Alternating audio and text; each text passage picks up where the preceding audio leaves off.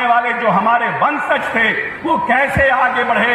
याद करिए, ये वही बिहार था जहां अफगानिस्तान से लेकर के बांग्लादेश तक का पैसा हम वापस नहीं कर पाएंगे तो लोग हमसे मांगने आएंगे, मेरे घर पर आ जाएंगे। बिहार के बच्चे, मात्र 4 लाख बच्चे मैट्रिक की परीक्षा पास करते हैं। संरचना को बदलने का काम किया। 2005 में जब माननीय नेता ने इस बिहार की बागडोर संभालने का काम किया तो सबसे पहले उन्होंने इस प्रदेश के जो बिगड़ी हुई लॉ एंड ऑर्डर की व्यवस्था थी उसको दुरुस्त करने का काम किया। जो अराजकता फैली हुई थी उसको बदलने का काम किया। और जो बच्चे स्कूल से बाहर थे उन्होंने पूरे बिहार में एक सर्वे कराया कि क्या कारण है कि बिहार की आबादी इतनी बड़ी है, पर स्क्वायर किलोमीटर में पूरी दुनिया में बिहार का घनत्व, जो जनसंख्या का घनत्व है, पूरी दुनिया में सबसे ज्यादा है। लेकिन फिर भी बिहार के बच्चे, मात्र 4 लाख बच्चे मैट्रिक की परीक्षा पास करते हैं। क्या कारण है कि बिहार में हमारे यहाँ इतने कम लोग मैट्रिक की परीक्षा पास करते हैं? जब नेता ने सर्वे कराया तो नेता को पता चला कि 10% बच्चे स्कूल के बाहर हैं और माननीय नेता ने इस प्रदेश में लगभग 25,000 प्राथमिक विद्यालयों का निर्माण किया। और जो माननीय नेता ने सर्वे कराया तो उनको पता चला कि जो बच्चे स्कूल के बाहर हैं वो अति पिछड़ों के हैं, वो दलित महादलित के बच्चे हैं, वो बच्चे इस अल्पसंख्यक समाज के बच्चे हैं। और उन जगहों पर माननीय नेता ने प्राथमिक विद्यालय का निर्माण कराया। और आप सोचिए कि आज 20 वर्ष के बाद बिहार में मात्र 1% से भी कम बच्चे स्कूल के बाहर रह गए हैं, कुछ चंद बच्चे स्कूल के बाहर रह गए हैं। और माननीय नेता ने उस सर्वे के बाद इस प्रदेश में टोला सेवक और तालमी मरकज का गठन किया और उसके माध्यम से इतिहास, हिंदुस्तान के इतिहास में बिहार पहला राज्य बना जहां टोला सेवक और तालमी मरकज का गठन हुआ। और उन बच्चों को विद्यालय लाने का माननीय नेता ने काम किया और उनको विद्यालय लाए। 25,000 प्राथमिक विद्यालयों का निर्माण कराया, लगभग 2.5 लाख अतिरिक्त वर्कर्स का उन्होंने निर्माण कराया।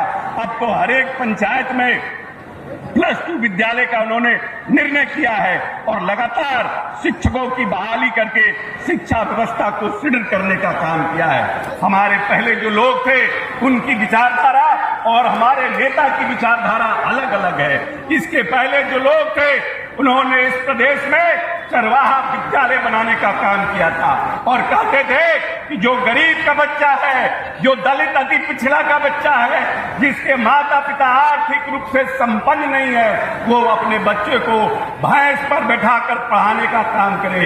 ये विचारधारा के लोग माननीय नेता के पहले थे।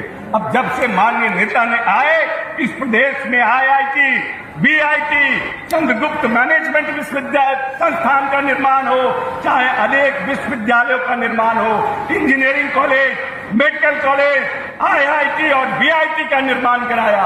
और इस प्रदेश के तमाम वैसे लोग, जो लोग जिनके बच्चे इस प्रदेश में जो साइकिल बनाने का काम करते थे, जो दिहाड़ी मजदूर का काम करते थे, जो साइकिल का पंचर बनाने का काम और सब्जी बेचने का काम करते थे, उनके मन में भी ये इच्छा थी कि हमारा बच्चा भी आने वाले में पढ़ करके इंजीनियर बने, डॉक्टर बने, IAS बने, IPS बने, दरोगा बने, सिपाही बने, BDO बने।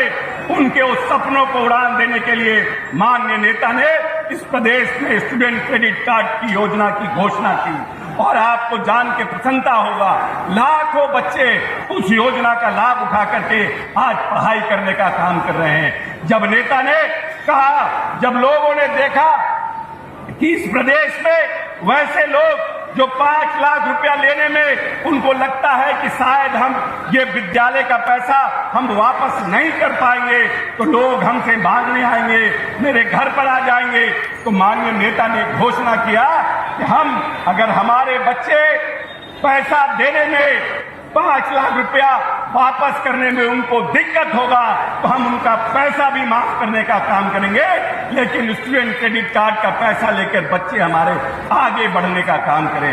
हर तरह से माननीय नेता ने आने वाली पीढ़ी को पढ़ाने के लिए, आने वाली पीढ़ी को, संतति को आगे बढ़ाने के लिए आने वाले जो हमारे वंशज थे वो कैसे आगे बढ़े।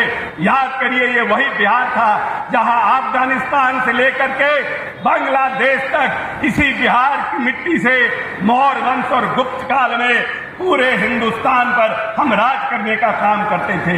यहीं से सम्राट अशोक ने अखंड भारत का सपना देखा था और पूरे हिंदुस्तान को सोने की चिड़िया बनाने का काम किया था। ये वही बिहार है। ये इसलिए हम कहना चाहते हैं कि हमारे डीएनए मजबूत है। हम सब तरह से आने वाले समय में इस विश्व को और इस देश को प्रतिनिधित्व करने का काम कर सकते हैं। लेकिन कुछ लोग इस बिहार को जाति और धर्म के नाम पर बांट करके, जातियों में टुकड़े टुकड़े कर करके बिहार को पीछे भेजने का काम किया।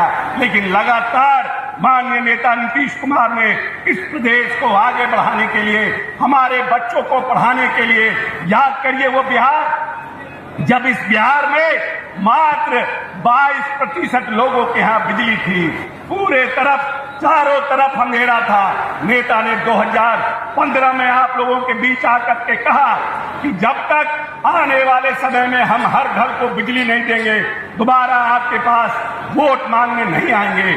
और नेता ने आप सबके घरों पर, जो नीतीश कुमार को वोट करते हैं उनको भी, जो नीतीश कुमार को वोट नहीं करते हैं उनको भी, माननीय नेता ने हर घर में बिजली पहुंचाने का काम किया। माननीय नेता ने 5 ऐसे नए काम किए और 5 ऐसी योजनाओं की इस प्रदेश में घोषणा की। पहली योजना कि जब नेता को यह पता चला कि चौथी और 5वीं के बाद पूरे देश में बिहार अकेला ऐसा प्रदेश है जहां पर लड़कियों का ड्रॉप आउट सबसे ज्यादा है, तो नेता ने सर्वे कराया कि क्या कारण है कि बिहार की बच्चियां चौथी और 5वीं के बाद विद्यालय, सरकारी विद्यालय छोड़ने का काम करती हैं। नीतीश कुमार का मानवीय दृष्टिकोण देखिए।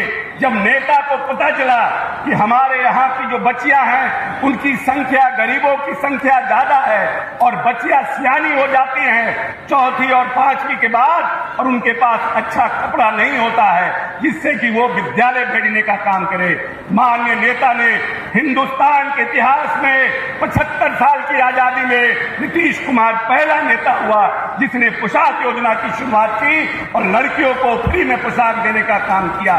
जो 4 लाख बच्चियां मैट्रिक की परीक्षा पास करते थे और जिसमें मात्र 50,000 बच्चियां हुआ करती थी, आज 2005 में 18 लाख बच्चे मैट्रिक की परीक्षा पास किए हैं और 9.5 लाख उसमें बच्चियां हैं जो मैट्रिक की परीक्षा पास कर रही हैं। माननीय नेता ने घोषणा किया कि मैट्रिक के पास करने पर 10,000, +2 पास करने पर 15,000 और ग्रेजुएशन पास करने पर 50,000 की राशि बच्चियों को देने का काम करेंगे।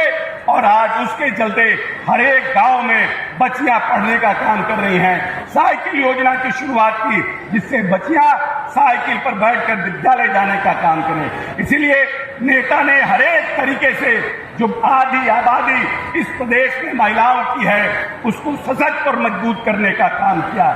जब नेता ने 2005 के बाद पंचायती राज व्यवस्था का चुनाव हो रहा था, बिहार पहला राज्य बना जहां पर एकल पद पर आरक्षण देने का काम किया गया। जो लोग कभी मुखिया के दरवाजे जाने में और मुखिया के यहाँ 5 बार 10 बार सोचते थे कि पता नहीं मुखिया जी के यहाँ जाएंगे, मुखिया जी हमको बैठने कहेंगे कि नहीं कहेंगे, मुखिया जी हमारी बात सुनेंगे कि नहीं सुनेंगे, मुखिया जी हमको 1 गिलास पानी देंगे कि नहीं देंगे। आज वैसे लोगों को माननीय नेता ने आजादी के इतिहास में बिहार पहला राज्य है जिसने एकल पद पर अनुसूचित जाति जनजाति के लोगों को, अति पिछड़ों को और जो आधी आबादी महिलाओं की है उनको आरक्षण देने का काम किया। और राजनीति की एक नई पारी, एक नई पीढ़ी को माननीय नेता ने आगे बढ़ाने का काम किया।